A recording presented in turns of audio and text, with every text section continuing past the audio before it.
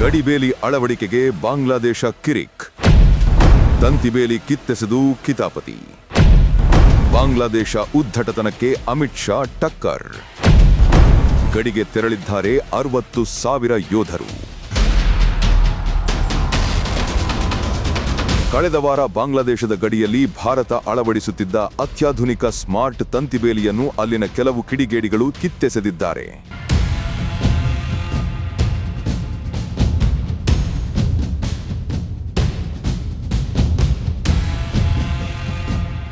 ಅಷ್ಟೇ ಅಲ್ಲದೆ ಗಡಿಯಲ್ಲಿ ಭಾರತ ಮಾಡುವ ಹೊಸ ಸುರಕ್ಷತಾ ಕೆಲಸಗಳನ್ನು ತಡೆಯಲು ಮತ್ತು ಬಿಎಸ್ಎಫ್ ಯೋಧರನ್ನು ಎದುರಿಸಲು ಅಲ್ಲಿನ ಸೈನಿಕರು ಹಾಗೂ ಸ್ಥಳೀಯ ಉಗ್ರಗಾಮಿ ಶಕ್ತಿಗಳು ಪ್ರಚೋದನೆ ನೀಡುತ್ತಿವೆ.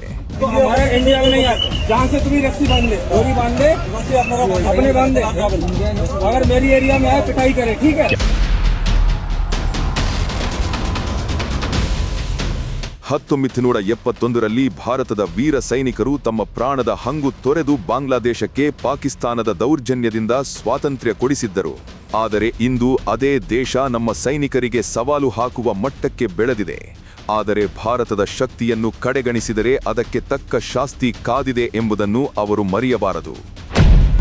ಬಾಂಗ್ಲಾ ಕಿರಿಕಿರಿಗೆ ಅಮಿತ್ ಶಾ ಕೆಂಡ ಮಂಡಲ. ಗಡಿಯಲ್ಲಿನ ಈ ಉದ್ಧಟತನವನ್ನು ನೋಡಿ ನವದೆಹಲಿಯಲ್ಲಿ ಗೃಹ ಸಚಿವ ಅಮಿತ್ ಶಾ ಅವರು ಅತ್ಯಂತ ನಿರ್ಣಾಯಕ ಮತ್ತು ಕಠಿಣ ನಿರ್ಧಾರ ಕೈಗೊಂಡಿದ್ದಾರೆ. ಗೃಹ ಸಚಿವಾಲಯದ ನೇರ ಆದೇಶದ ಮೇರೆಗೆ ಸುಮಾರು 60,000 ಸೈನಿಕರು ಮತ್ತು ಅರ್ಧ ಸೇನಾಪಡೆಗಳ ಬಲಿಷ್ಠ ತುಕಡಿಯನ್ನು ತಕ್ಷಣವೇ ಯುದ್ಧದ ರೇಂಜ್ನಲ್ಲಿ ಗಡಿ ಪ್ರದೇಶಗಳಿಗೆ ರವಾನಿಸಲಾಗಿದೆ. ಆನ್ ಡ್ಯೂಟಿ ಕಮಾಂಡರ್ಗಳಿಗೆ ಸ್ಪಷ್ಟ ಸೂಚನೆ ನೀಡಲಾಗಿದೆ. ಗಡಿಯಲ್ಲಿ ಯಾರು ಯಾವ ಭಾಷೆಯಲ್ಲಿ ಅರ್ಥ ಮಾಡಿಕೊಳ್ಳುತ್ತಾರೋ ಅವರಿಗೆ ಅದೇ ಭಾಷೆಯಲ್ಲಿ ಸರಿಯಾಗಿ ಉತ್ತರ ನೀಡಿ ಎಂದು ಕಟ್ಟುನಿಟ್ಟಾಗಿ ತಿಳಿಸಲಾಗಿದೆ. ಬಾಂಗ್ಲಾದೇಶ್ ಗಡಿಯಲ್ಲಿ ನಡೆದದ್ದೇನು?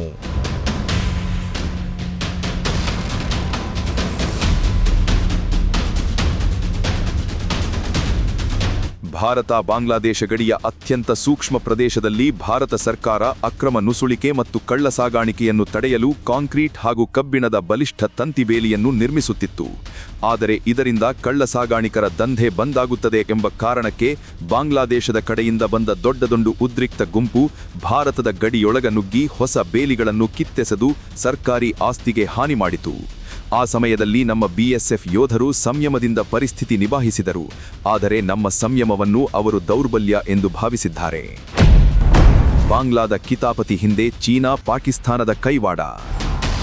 ಬಾಂಗ್ಲಾದೇಶಕ್ಕೆ ಇಷ್ಟೊಂದು ಧೈರ್ಯ ಎಲ್ಲಿಂದ ಬಂತು ಅಂತ ಯೋಚಿಸಿದರೆ ಇದರ ಹಿಂದೆ ಢಾಕಾದ ಬುದ್ಧಿ ಇಲ್ಲ, ಬದಲಾಗಿ ಚೀನಾ ಮತ್ತು ಪಾಕಿಸ್ತಾನದ ಸಂಚು ಇರುವುದು ಸ್ಪಷ್ಟವಾಗಿ ಕಾಣುತ್ತದೆ. ಭಾರತದ ಗಮನವನ್ನು ಲಡಾಖ್ ಅಥವಾ ಅರುಣಾಚಲ ಪ್ರದೇಶದ ಗಡಿಯಿಂದ ಬೇರೆಡೆಗೆ ಸೆಳೆಯಲು ಚೀನಾ ಮತ್ತು ಪಾಕಿಸ್ತಾನದ ಐಎಸ್ಐ ಅಲ್ಲಿನ ಉಗ್ರ ಸಂಘಟನೆಗಳಿಗೆ ಫಂಡಿಂಗ್ ಮಾಡುತ್ತಿವೆ. ಇದನ್ನರಿತೆ ಈಗ ಭಾರತ 60,000 ಕಮಾಂಡೋಗಳು ಮತ್ತು ಸೈನಿಕರನ್ನು ಗಡಿಯಲ್ಲಿ ನಿಯೋಜಿಸಿದೆ. ಇನ್ನು ಮುಂದೆ ಗಡಿಬೇಲಿಯನ್ನು ಒಂದಿಂಚು ಅಲುಗಾಡಿಸಲು ಯತ್ನಿಸಿದರೂ ಪರಿಣಾಮ ನೆಟ್ಟಗಿರುವುದಿಲ್ಲ. ಇಂದಿನ ನವಭಾರತವು ತನ್ನ ಸ್ವಾಭಿಮಾನ ಮತ್ತು ಸೈನಿಕರ ಸುರಕ್ಷತೆಯ ವಿಷಯದಲ್ಲಿ ಯಾವುದೇ ರಾಜಿ ಮಾಡಿಕೊಳ್ಳುವುದಿಲ್ಲ.